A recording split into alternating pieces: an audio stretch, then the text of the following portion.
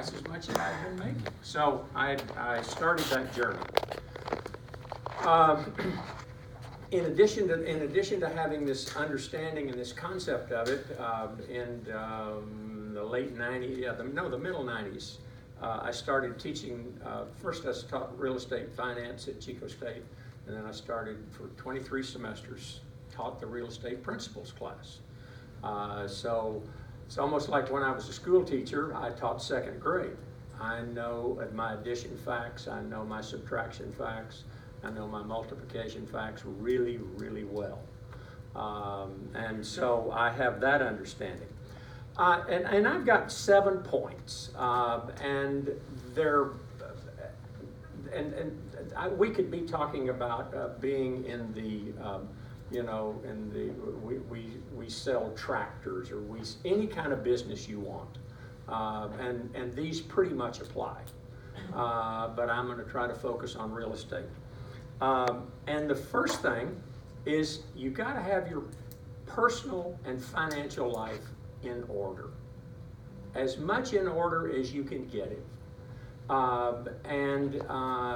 If you have that base to work from, and your personal life is not scattered here, there, and everywhere, you're more apt to be successful. Doesn't guarantee it, but I'm just talking about probabilities. Personal life. I have 2 doctor acquaintances. Both of them had the relatively same practice income-wise. One of them retired very successful financially.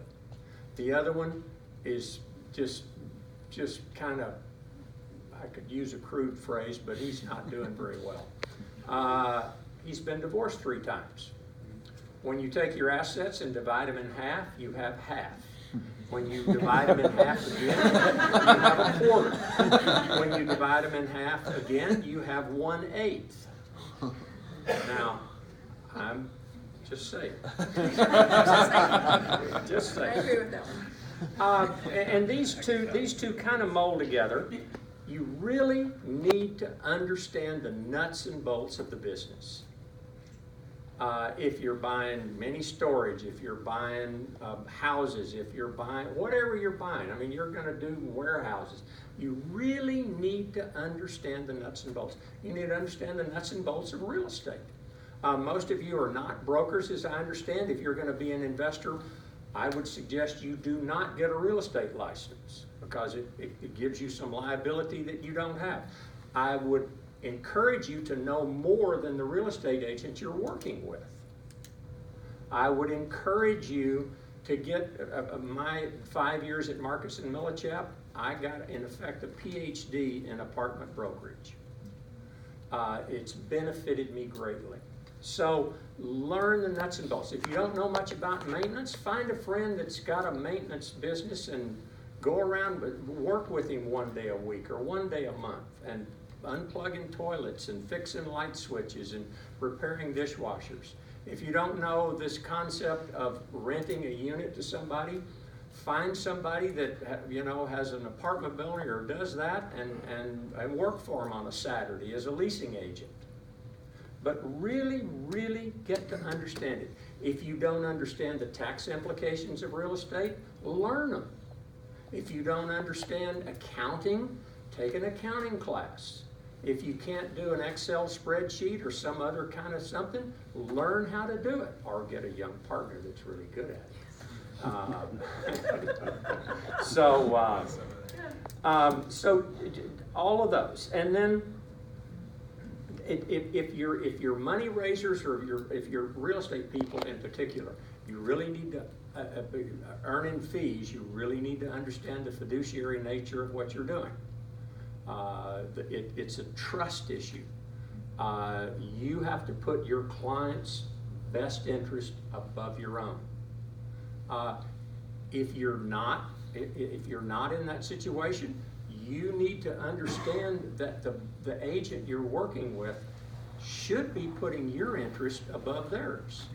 And if they're not doing that, they might not be a good person for you to work with. If we go into relationships and partnerships, which I'm a great fan I would much rather do a deal with someone than by myself. I mean, Wes and I have one of our early successes. I had the client relationship. We did a lease option on an apartment building, and I mean, it's a fascinating story. But the point of it is, I would not have done it apart from Wes's understanding. We both knew how to fix up units, but Wes really, I mean, these were abandoned units, 12 cannibalized units. No, only 11, I'm sorry. But Wes had the ability to rent them at top rents. And we just made a killing on that deal. But I wouldn't have done it without my relationship with Wes or someone like that. So find a partner, or find you know, sometimes partnerships are touchy, but certainly find relationships with people that have skills that you don't have that you can trust, and then become trustworthy. We have a mutual client, and he was a partner of ours in a building. He might have done deals with 50 or 60 different people, and probably 20, especially, well, in the bad times, all of them took advantage of him. And he's been in multiple lawsuits, and he's all this other stuff. And so you can get in bad relationships. And also then, as a part of this, remember that any of these transactions, if you're gonna do them repetitively and over the long haul, it has to be a win for both parties. What is good for the seller has to be good for the buyer. What's good for the buyer pretty much has to be for the seller. And that doesn't, the seller maybe he's losing money, but he's losing money not by your fault.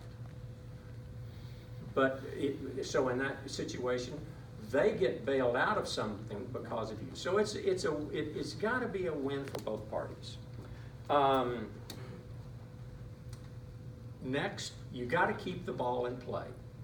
A lot of singles are better than an occasional home run.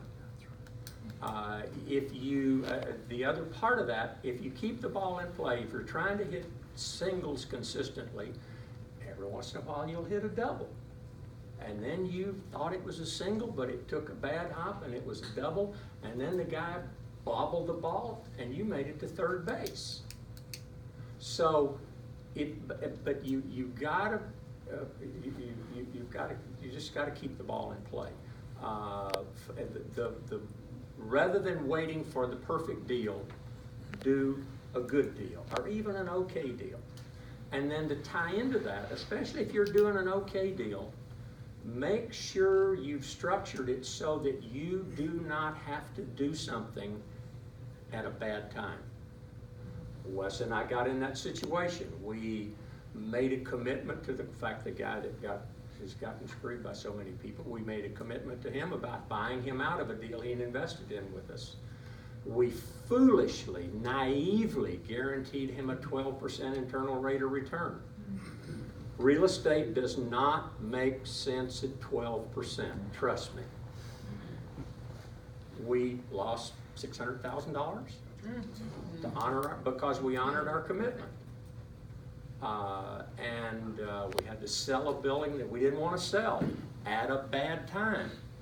So try not to get yourself in a position where you have to do something when you're going against the market.